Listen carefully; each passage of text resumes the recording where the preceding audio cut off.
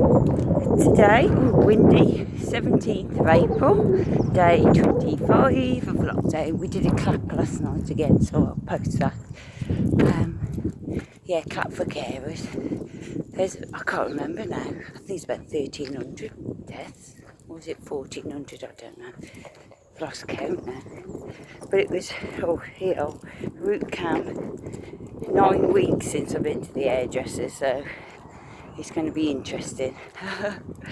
115 cars, 11 lorries, quite a few walkers, bike riders, whether people are just not going in today, or not going out anywhere, not going into work, not going out anywhere, and seem to be out for morning walks.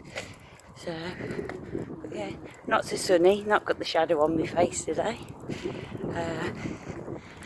What else has been happening in the world? I don't know. There's another 3 weeks of this, at least. They said yesterday they had their COPE meeting. So we've just got to make do with this another 3 weeks. Hope you can hear me because it's really windy. So I'm going to go, and the sun's just coming out. And I'll speak to you, because it's Friday today, I'll speak to you on Monday.